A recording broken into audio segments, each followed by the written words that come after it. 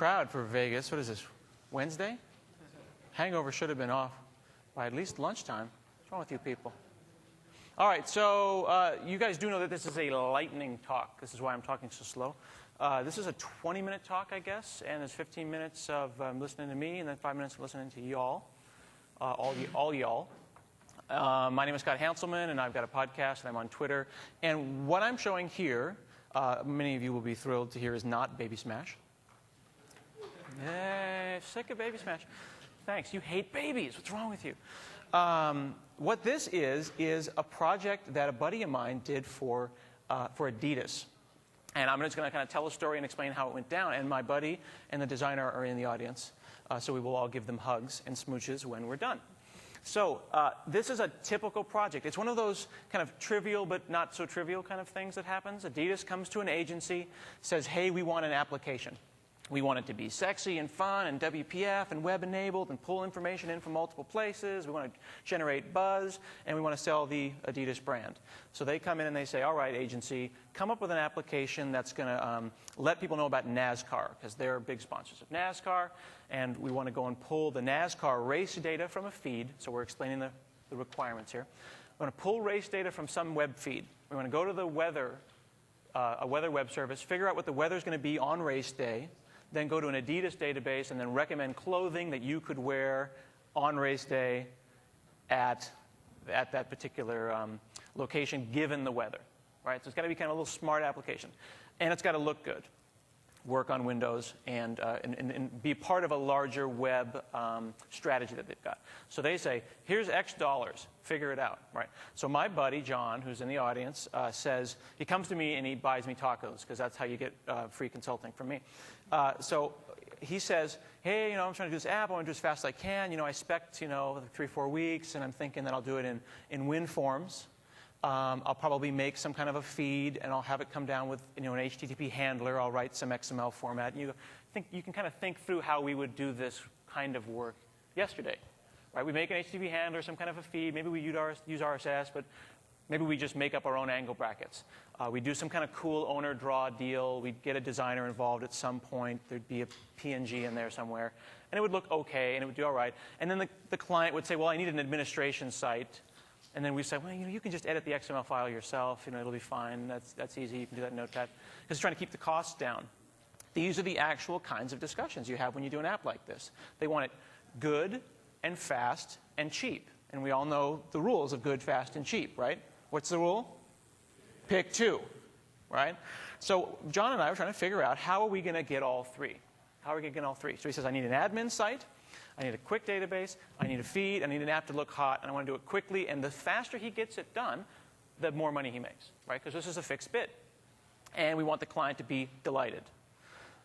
So I said, I think we can probably do most of the work over lunch. I said, I think we can get 80% of this thing done in the next hour. Now, I don't have an hour to do this, so I'll just show you what we did. But basically, we sat down, and I said, well, what is this thing going to look like? And he gives me a napkin, and he kind of draws the picture, and it's got some combo boxes and some stuff. And he says, and there's this list at the bottom of clothes, the apparel. And we need to scroll horizontally. And I was like, whoa, horizontally? That's way too hard. That was the most difficult part that I could hear. Of everything that he described, that was the requirement that I was like, whoa, horizontally. So I said, let's prototype the hard stuff first. So we dropped a list box into WPF. And this was actually John's first .NET project post.NET 2.0. Okay, so professional developer, works in a very stringent industry, but has never done 3.5, never done Link, never done WPF. He's done ASP.NET 2.0. But we did this during lunch. We did this. I did the, hey, look, it's a list box. And then I filled it with crap like this. This is the actual project that we did at the taco place. And then we did a virtualizing stack panel here, and we said orientation equals horizontal. And that was the point where I was like, all right, I think we can succeed. Because once I knew that we could do this, and see, I could hover the mouse over there and see how it auto-scrolls, that was the proof of concept that I needed to do at lunchtime to make sure that this would be a successful project. It's like, all right, well, then we'll just paint that. It'll be good. And he kind of thought I was kidding, because I'm kind of a silly dude. But I was kind of visualizing this row at the bottom like that. And he's like, wow, why are we focusing on this? I've got web services, I've got admin sites, I've got a lot of work to be done. Why do this? Well, I said, let's do some real prototyping. And this is not the stuff that I did in 1 hour over the tacos. What we actually did is we busted out Link to SQL, which I think a lot of people give a bad rap. And I think it's pretty awesome. And we drew this diagram. We came up with apparel. This is the clothes they want to sell. And we came up with some featured apparel. And then the weather condition, enum. And then we figured that we'd bring the data in from the weather service and figure out that this is rainy or windy or cold. And then we'd have many-to-many relationships here to figure out whether or not this is an appropriate outfit for this particular weather. So there's our model. We designed this model. We did it in Link to SQL because it was an appropriate model for having a one-to-one relationship between what was going on in the database and what was going on in our objects. So there's problem solved. That was about 10, 15 minutes, figuring that stuff out. Then we said, well, let's do Astoria. I said, I want to do ADO.NET data services. I don't want to do any custom XHTML stuff. And he's like, hey, what's that? Never heard of it. A lot of people haven't, and that's kind of unfortunate. I said, it'll create that for you. So I went, File, Add, New, ADO.NET data service. I pointed the Adidas Motorsports data context at it, and I showed him this. And I said, well, hey, dude, races, boom, suddenly things are showing up. We said, oh, okay, cool, now I can put in my graphics, I can figure out where the images are going to come from, we can pull that information down. So now we're starting to think about where's this data coming from. Even the resources that he was going to, and I would have done this too, embed in the application are going to go up on the net. We can start pulling these down. We're thinking REST now. We're pulling down images on a GET. Here's our feed. Then I showed him how to go and say add service reference in his application. And then suddenly the client side has got this little earth with push pins in it, which represents Microsoft's global dominance of this space. So that's an auto-generated client-side proxy that gives him those objects. So suddenly he's like for each race in races. And then that list box that we did 5 minutes ago on the first taco, halfway through the second taco, I'm actually putting real apparel in that combo box. Now, what's the one thing that we're not thinking about right now? We're not thinking about what it looks like. We're thinking about functionality. Because I keep reminding him, dude, we'll just hire somebody. We'll hire somebody, just wireframe it, black and white. You are the coder, you're not the designer. So we've populated up that list box. We're trying to figure out how this thing's going to work. And he said, well, what about this admin site? I was thinking that they would, maybe I'd build a little data grid thing. I'd drag some data grids over. And I'd build some kind of a rudimentary admin site. And it's like, this really feels like a dynamic data situation. Because I just kind of generated, via metadata, this ADO.NET data service. Why can't I do the same thing with the admin site? So, let's bring up our admin site. So I go and I said, make a new dynamic data site. And this is cool because it's actually the same site. One of the things that I don't like about Visual Studio is that when you say File, New, Project, it's like a fork in the road. And it says, pick which way you want to go. Are you going to go MVC? Are you going to go web forms? Are you going to make services? Are you going to do this? Are you going to do that? I feel like File, New, Project should be a bunch of checkboxes. And I should say, I want a little of this, I want a little of that, and a little of that. A lot of people don't realize that you can have a web service and an MVC site and a web form site all in the exact same project. Now, I don't know exactly how to merge the two, so I just made another dynamic data project and took Beyond Compare, and I said, oh, look, it's these handlers in that folder. And I just went, that's how you do a hybrid. Took 2 minutes. So suddenly we've got our dynamic data site and our ADO.NET data service living together. We come in here, make this site. He hits on apparel, shows it to the business person, and they're suddenly busting this stuff out. And then later on, he skins this to make it pretty, secure it with Windows authentication, put a certificate on it, and suddenly you've got a business front end for them. And again, I'm on 2 tacos at this point. I'm not even into the 3rd taco yet, people. So one of the things that took a while for us to get our heads around was this idea of the XAML and how it pulls information from various services. Well, WPF's got this concept of an object data provider, which is very agnostic about where it gets the information from. There's an object out there that's going to be retrieving information, and we mark it up in our resources. And we've got an apparel service to get our clothes, and we've got a race service to get our races. Bust out into here. And it was literally, oops, I've got a funny breakpoint there. Let me get rid of that.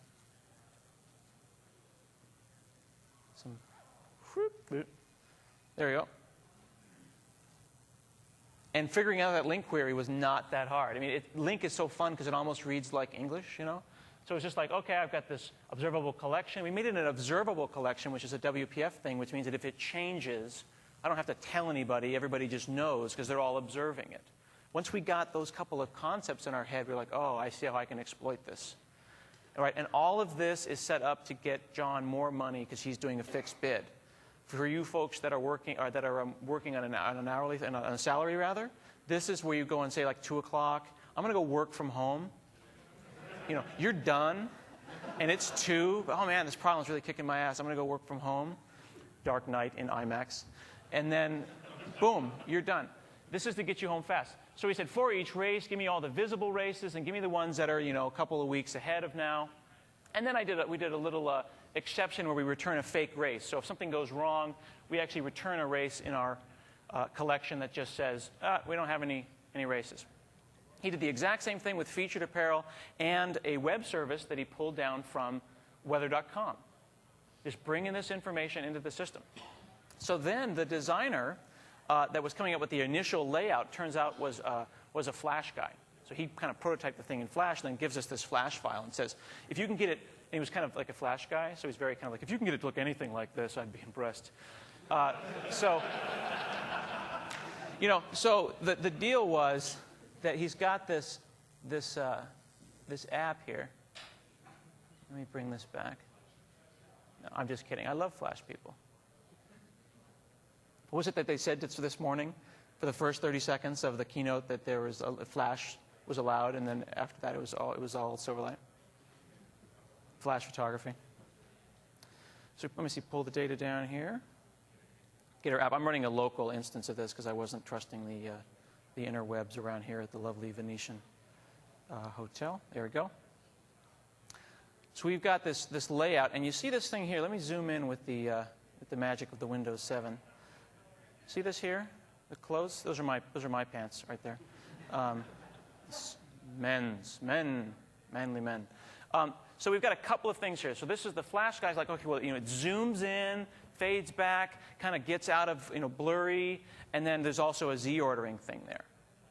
And we got these 2 PNGs, and we're like, whoa, how are we gonna figure this thing out? Well, it turns out that while you can do a lot of this stuff inside of XAML, you can also do a lot of this stuff in code. And it's a lot more obvious than you would think. All these different items in the framework, all these different things in the control hierarchy within WPF are these called framework elements. And I can go and make generic functions. So we wrote an apply opacity function that says, give me a framework element and a duration, and we just make this animation and say, go and take that property and move it over this time frame. And that's really a powerful aspect of WPF a lot of people don't realize, which is it's not frame-based, it's time-based. It doesn't matter how fast your computer is or how fancy your video card is. You say, do this animation and take 1 second, and it'll figure out what it needs to do to make that happen. And that made our job really easy. We asked the Flash guy, how long is this transition? Okay, what's a 5-second thing or a half a second thing? And we can just change those. So we went and we wrote apply zoom, apply blur, and apply opacity, and then we called the function apply fancy zoom and blur. And it was like literally that easy.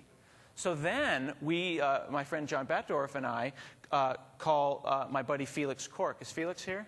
Where are you at? There he is. He's British. He doesn't stand up and go, woo! John's American, though, and he'll be like, yeah, WPF. So we call Felix, and we're like, dude, here's this Flash thing. Cut it up and bring us back the XAML. Right? So we sub out that work to him. He sends us the XAML. He chops it up. He figures out how this thing's supposed to look. And then he suddenly takes the things that we're bound to, and he binds them to the XAML, and it looks awesome. See, he's doing his work in Blend, but it looks like this in Visual Studio. And we see all the places where he's cut things up, and he's done fonts with shadows and gradients and stuff. You know, a lot of this stuff aren't graphics. The background is a graphic. There's a lot of transparent PNGs and stuff going on here. John gets to focus on transitions, while Felix gets to do things like, you know, I think combo boxes should look like this.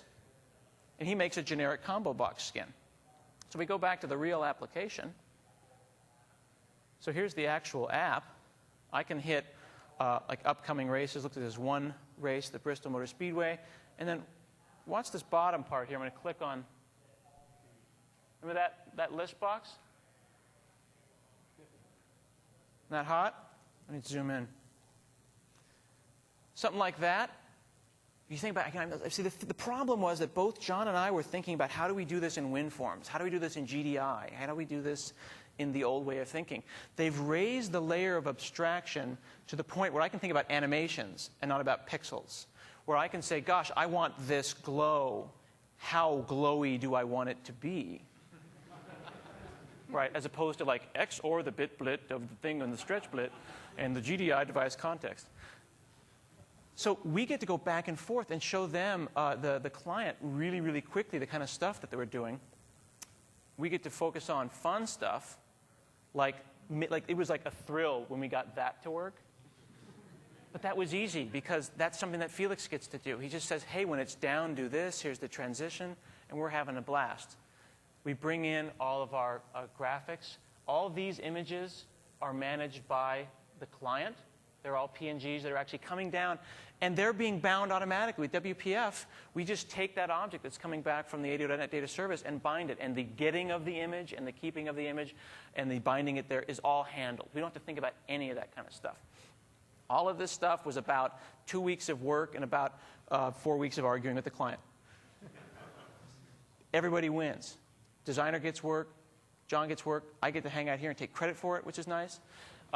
Everybody feels good, and I think we can probably have some questions and answers. And if you have any questions for John and or Felix, we can bring them up too, and they can answer as well. So this was how they put together a really, really cool site application. You can go and get this. Actually, I've also got he's got a collapse mode. There's a little a widget here. You can go and get this yourself at I think it's adidas.com/motorsports if you want to take a look at it. And then I'm going to hopefully write up a series of posts about this at windowsclient.net about the different techniques and how we dealt with the workflow. This was originally a 75-minute talk, so I apologize for going so fast. That's how we did this in 2 weeks in .NET in 15 minutes. And now we've got 4 minutes for questions. Does it have an offline mode? It doesn't, but there's no reason that it couldn't. The information that we're bringing down from Astoria at that point, we're an application. We live there. We could have dropped it somewhere. We just released the Astoria 1.5 CTP that has built-in offline mode. So if you take a look at the Astoria team blog, you can have built-in offline support there. Or we could have just taken that object and serialized it into some format. We did end up caching it, though. We found that we were hitting that too often, so we did a very simple cache pattern. Ended up using http runtime.cache in the actual WPF application. And we got free expiration of our cache as well. Any questions? Questions? Sir?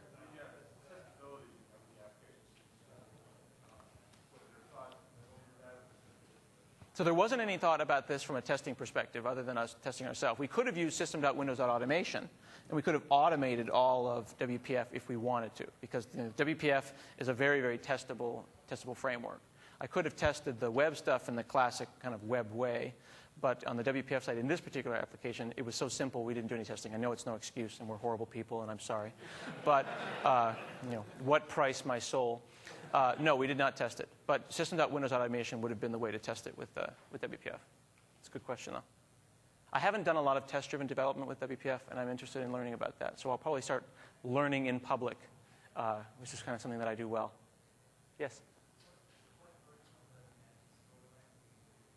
Oh, this is WPF, and this is 3.5. We were going to use 3.5 SP1, but in that particular instance, we didn't really need it on the client side other than for the shader effects. So we did some work on those glows and the different bitmap effects, and we found that 3.5 was easy enough, so that was our baseline. On the server side, though, it's 3.5 SP1, so we have Astoria, have ADO.NET Data Services.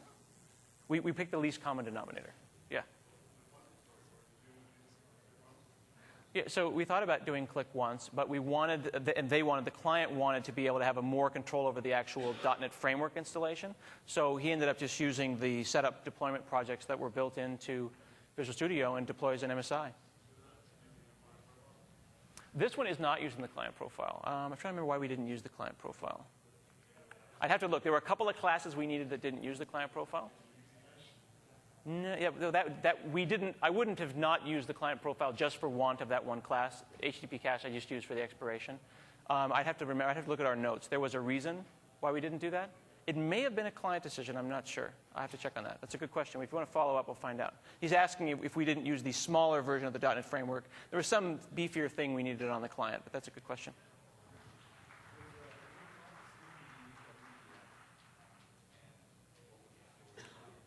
John? Come on up, John. Was there a reason that we used WPF? Did the client say that, or did we push him? Well, they wanted the flash-like. They wanted the flash-like animations and things like that. And I had just done a WinForms application about 6 months before for Columbia, and ran into a bunch of problems with transparent images and all the things that you run into doing WinForms. So, I pushed WPF because I knew we could do it faster. I knew we'd spend a lot of time dicking around with images. Yeah, it would have been a nightmare doing it with WinForms. Yeah. And I also knew that we probably need to get a designer at some point. And I knew Felix from before, and he had done the Baby Smash images and busted it out in like an hour. So I was like, yeah, dude. The install? Not cross-platform? Did they care that it wasn't on a Mac? No, they were okay with it. And the funny thing is that they were all a design agency. They all had Macs, and they were fine with it not running on Macs. So. I think for this particular client, I think it was an issue of reach. I can't speak for them, but I think that probably if we did it, a couple months from now, we'd probably do offline Silverlight. Yeah, that would be cool. Yeah. Why is it only people in the front row? Come on, people in the back, you guys can't raise your hands? What's wrong with you people? No? All right. Any other questions? Yeah. Well, again, this is not using Silverlight, to be clear. This is using the full .NET framework on the client side. So this is WPF.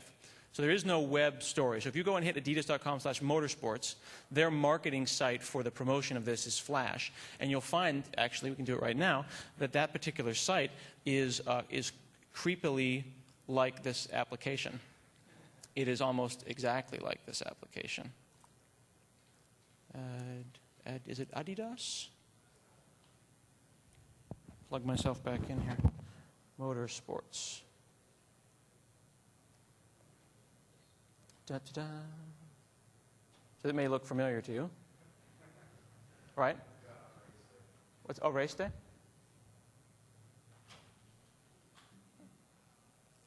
This is Flash. So we made a WPF application that was indistinguishable from the Flash application. I think that's a compliment. I'm sorry. I think we're feeling pretty good about that. Felix, you didn't even sweat it, right? You just like, yeah, no problem. It's pretty straightforward, yeah. Pretty straightforward. Designers, man. No problem, man. Slice, slice.